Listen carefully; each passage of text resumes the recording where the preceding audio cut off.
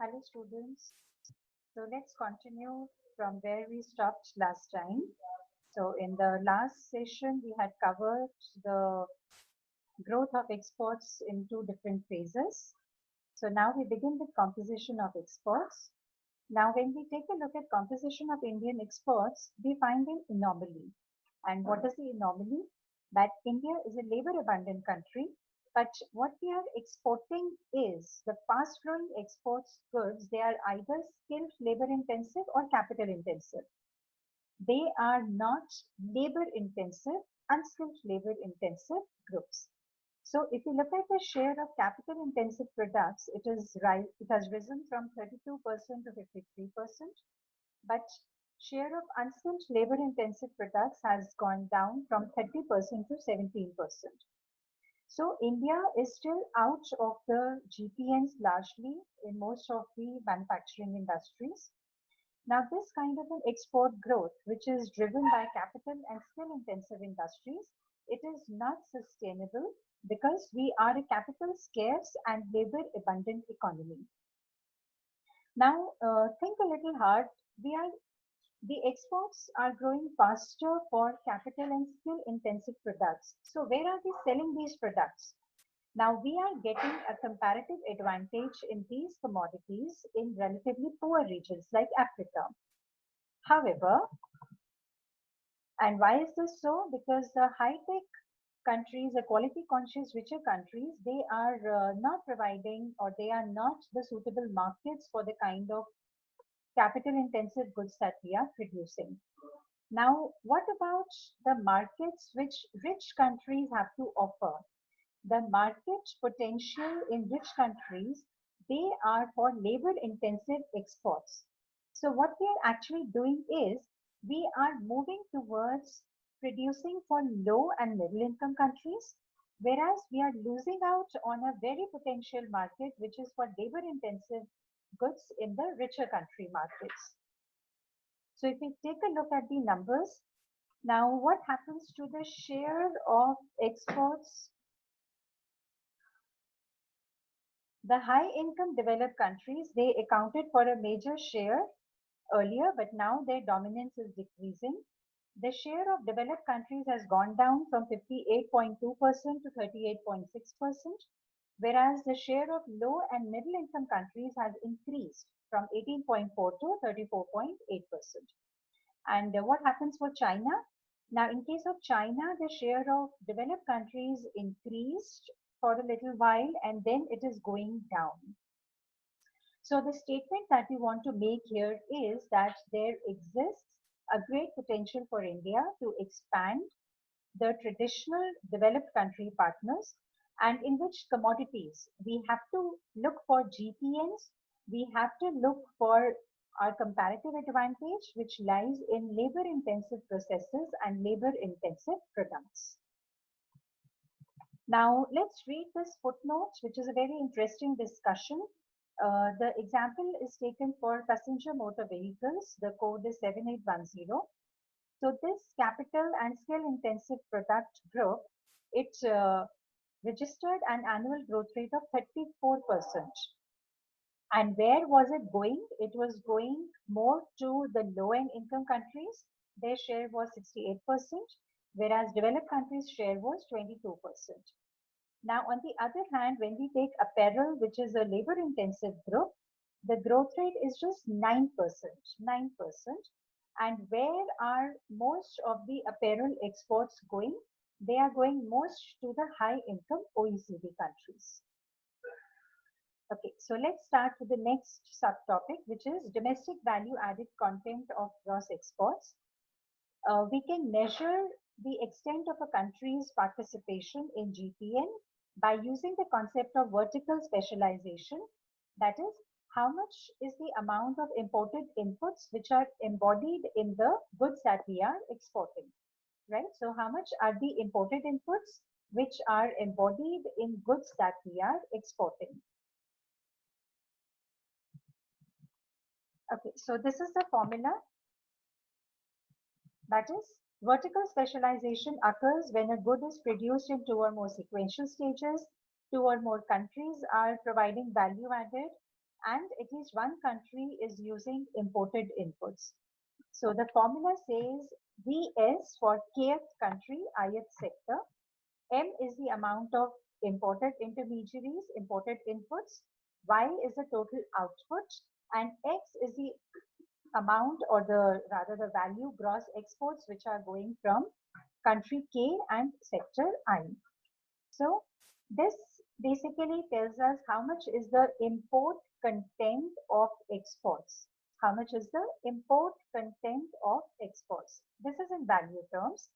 When we add up VSKI for all the sectors for a country, then we are going to arrive at vertical specialization for a particular country.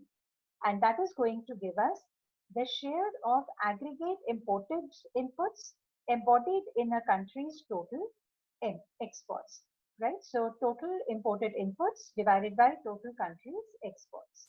So this is a matrix formula given. You can take a look at it. So let's move on to the next screen. Okay, so we have a graph given here.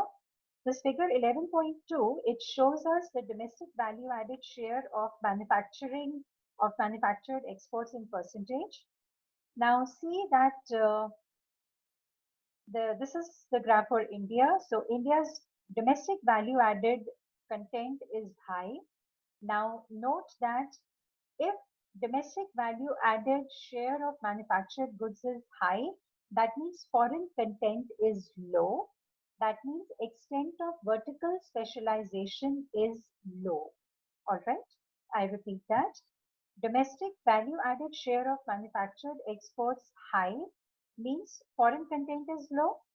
That means extent of vertical specialization of a country is low. Now for India, the domestic value added shares of manufactured exports are high, although they decline over the years and then become almost stable, but it is still higher, especially higher than China. For other countries also, it is declining over the years and then almost becoming stable. But notice the graph for China. It is rising and then it's almost becoming stagnant. Okay, so let's read the discussion. So this discussion is based on OECD's TIVA database.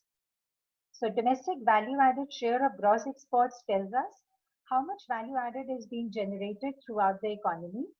Now, if this domestic value added ratio is low, that means foreign content is high. So as we have seen from the figure, the domestic share has declined for most countries, but for China, it has shown some increase. So India's domestic share was highest throughout the period. So even though we have increased our integration with the GPMs over the years, but the level of our integration is significantly below that of other countries. Sorry. Right. Okay. Now, on the next two pages, the authors have provided us with the domestic value added share for different product groups. And as you can see, for most of the products for India, you will find the bar higher. That is, domestic value added share is higher, except for few commodities, few product groups. For example, for Coke, it is less. Why is it less? Because it is largely an import intensive sector. Even for basic metals, right? And for motor vehicles, it is almost equivalent to China. Then manufacturing, again, it's relatively lower. But overall, India does have a high domestic content. Okay, so the authors then discuss this table. Now here, the domestic value added shares of exports are discussed for different product groups. So notice that these are pretty high for food products, textiles, wood, pulp, but for Coke, as we have seen, it's an import intensive sector, therefore import content is greater, import content greater, domestic value added smaller. Now, over the years, as you can see, the numbers for India, the domestic value added share is going down, and it is fallen for these groups of products. Now, these products are the network products where GPMs are most prevalent. Now, notice the figures for China. For China, the numbers are going up. The numbers are going up for many sectors. Now, if you compare India 2011 with China 2011, we find domestic content higher in for many product groups in India. Even for the network products, just see the numbers, 68.8 for computers, whereas for China it's 45, very low. All right, so let's read the discussion now, which is just above the table on the same page. Now this should be table, it's not figure. There are few misprints in the article, so please note this. So the product groups with the lowest value of domestic shares are of two categories. One are the traditional products, the traditional inputs which are more import dependent, but it is also low for group of NPs, that is computers, electrical machinery, etc. NEC means not elsewhere classified, nowhere else classified. So it is the kind of a miscellaneous group. Okay, so we find domestic shares to be relatively high in sectors like food products, etc. Now, when we look at the changes in domestic shares for India and China during this period, we find India's domestic shares have declined in all product groups. But for China, domestic shares have increased in some product groups, especially in network products. Now, this article doesn't answer this rise in domestic value shares for China. So I'll share a link with you which can probably explain this rising trend. In the meantime, give it a thought and we are going to continue the discussion in the next session.